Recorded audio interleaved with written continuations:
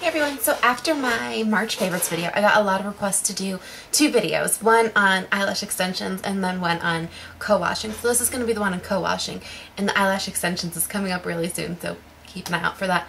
But yeah, so co-washing, I've been doing it for like the last month, and if you guys aren't aware of what co-washing is, basically it's short for like conditioner washing, which means you skip the step of shampooing pretty much. Like using a shampoo, I guess I should say, because when you're using the conditioner, you're using it as a shampoo, something to cleanse your hair, but you're not using any like sulfates in your hair, you're not drying your hair, you're not using kind of like sort of like nasty kind of chemicals and stuff to really get your hair clean. What you're using is natural friction and then the ingredients in a conditioner, which is similar to the ingredients within a shampoo. However, there aren't sulfates in the conditioner, which is good. It's good for your hair. So, you know, whatever. I've never like had a super huge issue with sulfates because I always found that like Pantene was pretty good to my hair, and you know, it had sulfates, and like I didn't really notice much of a difference if I like tried shampoos without sulfates. Actually, if I tried like different brands that had shampoos without sulfates, I was not happy and my hair was like awful. So I was like, well, they can't be that bad, you know what I mean? Like the Pantene seems to keep my hair pretty good. However, I have noticed a really significant change in the texture of my hair and like in my ends and everything like that since I started co-washing. So I kind of kicked the sulfates out of my hair routine, and I think I think it's gone really well since, as you guys know, if you've been following me for some time now, I did this whole thing in like January or February where I stripped my hair of like a lot of color. My hair was black for like the better part of the last year, and I really wanted to go lighter, like towards like the warmer months and stuff like that, and I knew it was going to be kind of a process for me because it was black, you know, that's really difficult to get out, and my hair always like pulls warmth, and so I had all these like red molecules that were like really weighing down my hair and making it look all brassy and stuff. So I don't know, I knew I needed to battle that early on so that by the summertime I could have some like kind of like nice clean blondes. Anyway, so I started that process back in, January, February, and it absolutely destroyed my hair. As of about a month ago, when I first started doing the whole co-washing thing, I probably needed to cut off at least a good inch of hair, because my ends were just in such bad condition, and my hair was, it was really lacking a lot of protein. Like, you can tell if your hair is lacking protein if when you pull it, it stretches. Now if I pull mine, like some of my ends kind of pull off, which is still means it's dry and brittle. But let me tell you, it's a lot better than it was about a month ago. But yeah, kind of like the protein problems have been fixing themselves. Like my hair doesn't feel stretchy, like especially when I get out of the showers when it would always feel stretchy. And if you guys like haven't dyed your hair and you don't have like a protein deficiency with your hair, you have no idea what I'm talking about, and that is fine. But if you do dye your hair a lot and you've noticed that your hair or your ends or anything gets really stretchy, that means you have like a lack of protein going on. So, you know, I tried a bunch of different conditioners and all this kind of stuff to recapture some of the protein, and nothing seemed to be helping that issue. However, when I did start doing this whole co-washing thing, that kind of resolved itself, so good news. Yeah, so basically how you co-wash. Well, okay, like I said, you skip the shampoo and you use conditioner to wash your hair.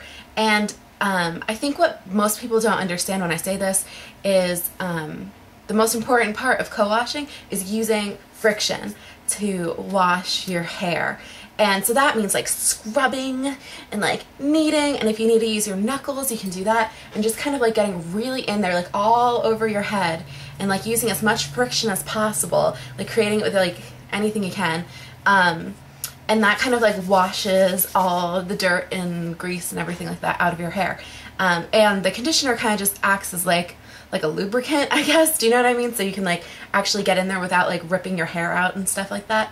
And you do have to use a lot of conditioner, I guess is the other thing I need to mention. Okay, so when you're doing this, you're using friction, and then you're also using a lot of conditioner, and you just like put it all over your head, scrub, rinse it out really well, and then put like a good conditioner on your ends, let it soak there for a little bit, wash that out, make sure everything's rinsed out, and you're good to go. You know, it's gonna take some tweaking, like in the shower, you know, you'll figure out the friction thing, you'll figure out how much conditioner you need to get it all like, you know, scrubby and stuff. But yeah, not too worried about it. You guys will figure it out, you're smart. And I think it took me about 2 times to get used to it. I don't know, I try not to wash my hair every day because I'm like, you know, crazy about my hair, and I'm probably gonna lose it at some point because I destroy it all the time. So I haven't, you know, I got in the habit of like not washing it every day. So with co-washing, you can do the same thing. You don't have to wash it every day, and your scalp kind of adjusts to it, and it doesn't produce as much oil and stuff like that. So, and you guys know me with like rebound oil and stuff. Like I don't really like to wash my face because I get all this rebound oil, and like same thing with my hair. If you kind of like let your natural cleansing patterns kind of take over, it's healthier all around, I think. So yeah, okay. So yeah, it doesn't actually make your hair as greasy as you probably would think it would. I think people are really afraid to try this because they think that in between days it's gonna get really greasy and like way down and awful. I have not found that to be the case at all, personally.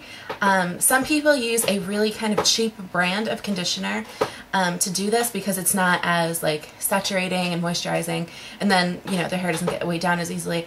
I did that for a while. I did Suave. I went through like 3 or 4 things of Suave conditioner, which was fine. It was okay. My hair still was feeling a little bit dry, so I ended up just using Pantene's conditioner, which I've always been comfortable with. I use like the natural line. I think it's Nature Fusion, I think is what it's called. Either like the moisture balance one or like the smoothing one.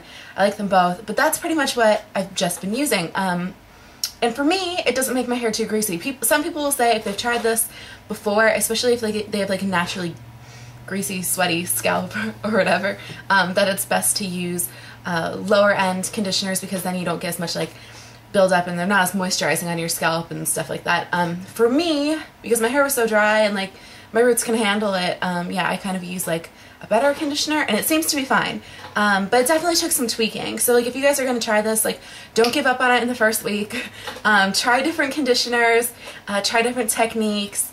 And then also when you get out of the shower and you're like putting stuff in your hair, be careful with what you're putting in your hair. I wasn't really sure what to do. I didn't know if I should like put stuff on my ends, like I use the Moroccan oil and I absolutely love it, and I didn't know if I should do that or if I should just skip it all together. I didn't know how greasy my hair is going to get.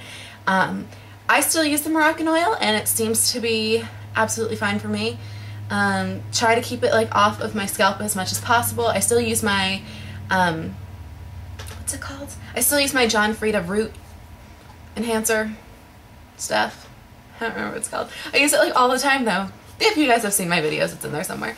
Yeah, so I still use that, and so my hair routine hasn't really changed like drastically. It's just that it does seem a lot healthier and a lot better conditioned than it was about a month ago.